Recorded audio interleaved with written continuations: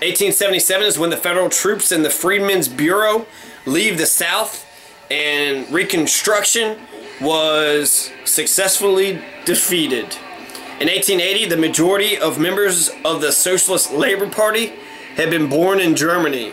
In 1880, 26-year-old Heinrich Gripschover, aka Henry, is married to Catherine Dickman, and they had 2 children who were listed, Henry II and Mary Gripschover, who was 4 months old.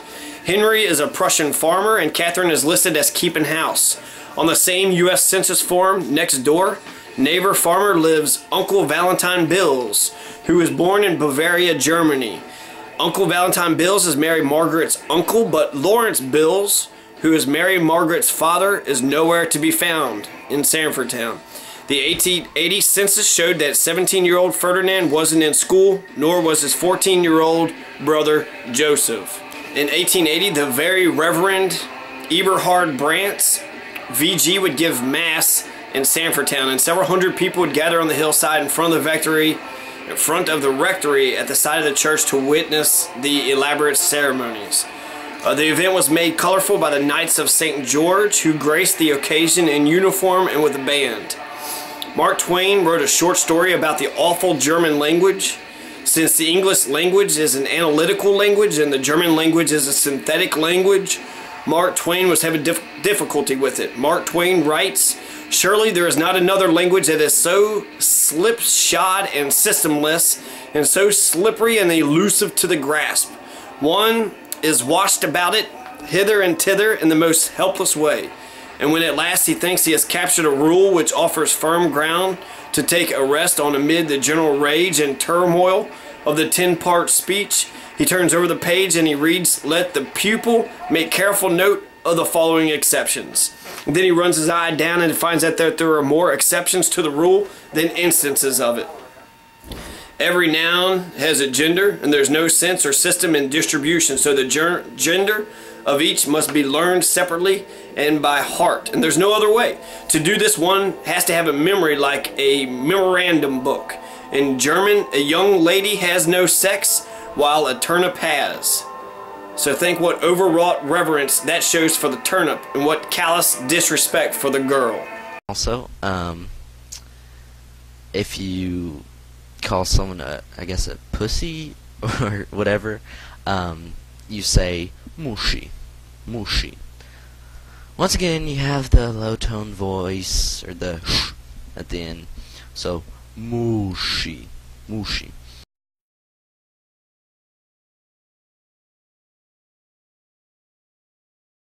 Konzentrationslager.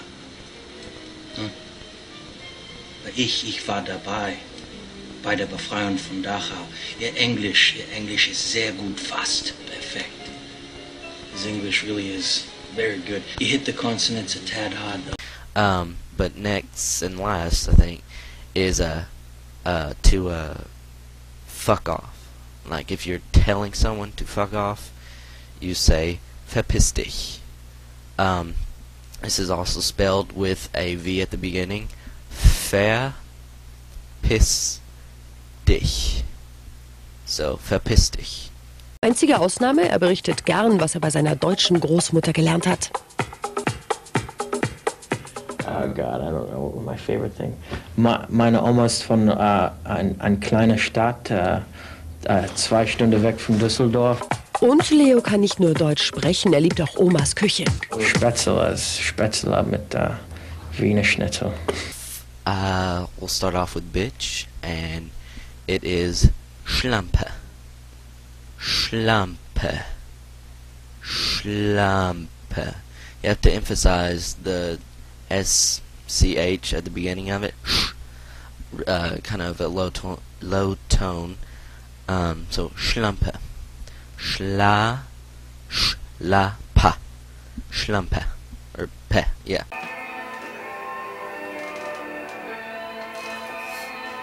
The assassination of President James A. Garfield took place in Washington, D.C. on July 2nd, 1881.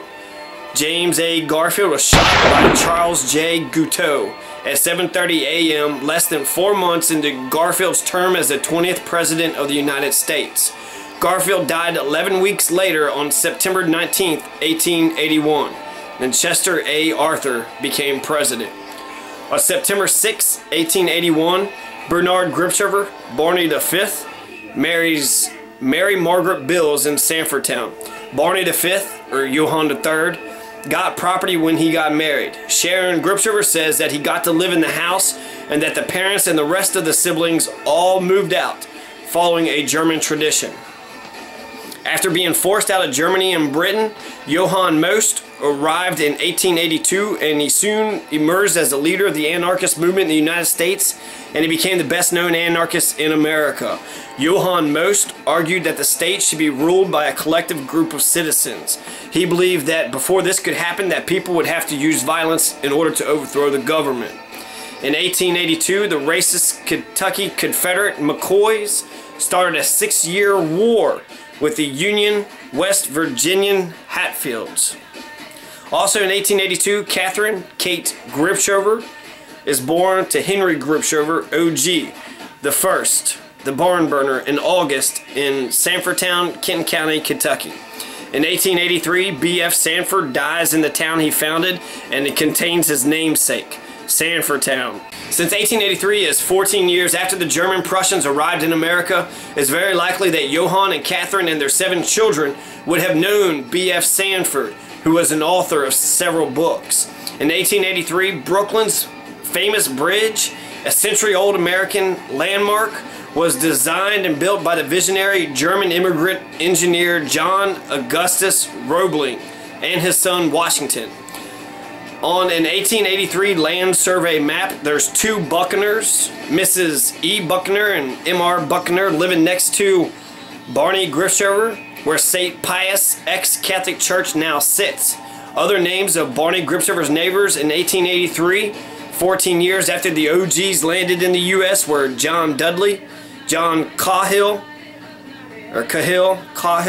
George Phillips, Mr. Rice, Mr. C.S. Sanders, Mr. Meeks, Mr. Senour, S-E-N-O-U-R, and Mr. Stevenson.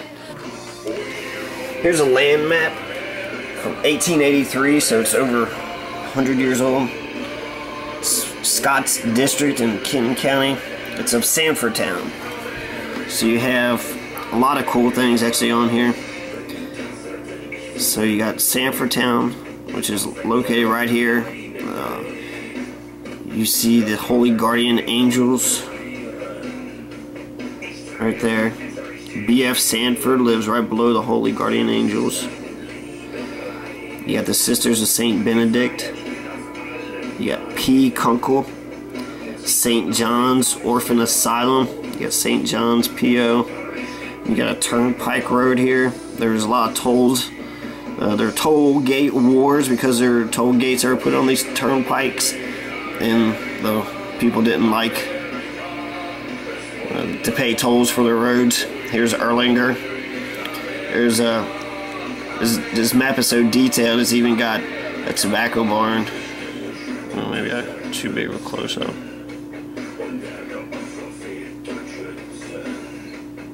Tobacco barn. And they also have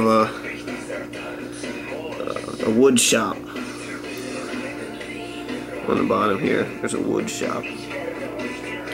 So you have, I found 3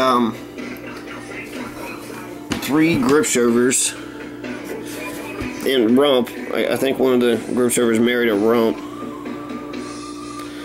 So there's a Rump, and then there's 3 Gripshovers. You got Barney Gripshover, this is Johann the second, the one that pioneered to America, and then you got Barney Gripshover the second, who was his son, or the 5th.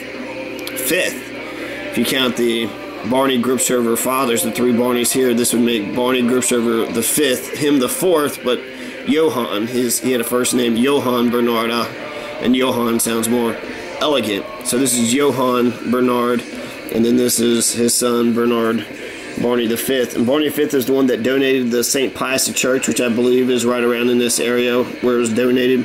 So you had Barney Gripshover, who had a little piece of property there, 1880. He just got married, and so he just got a piece of property. And then you had Johann, who owned the whole probably much more over there. I would assume that he would have kept a bigger piece of the property. And you also got Henry Gripsch over here, who lived right next to Valentine Bills. Also J.W. Coleman, Geo Phillips, Oedinger, W.H. Alden, Miss K. Bills. There's also a school. There's a school just like right down the road too, from Henry Gripshover's house. So that's it. It's got B.F. Sanford, the founder of Sanford Town. There's Sanford Towns right there. Right now there's Interstate 275 is going on that is built right across here at the top. And then you got 17, which is going down this road here. Probably Bank Lick Turnpike turned into 17. And most of this city here is wiped out. But there is St. Elizabeth Hospital and St. Pius Catholic Church and some suburbs and subdivisions there now. So that's 1883 land map.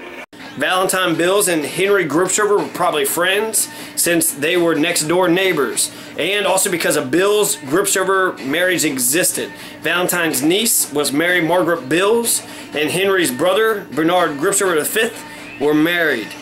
So there's two connections between the Bills and the Gripshovers. Henry Gripshover I is said to have been a barn burner. And in order for somebody to get a reputation of being a barn burner, you have to have at least burnt down 2 barns in order to get a reputation. You can't just be one barn. You have to burn at least 2 barns. At least 2. In 1885, Johann Most writes The Science of Revolutionary Warfare.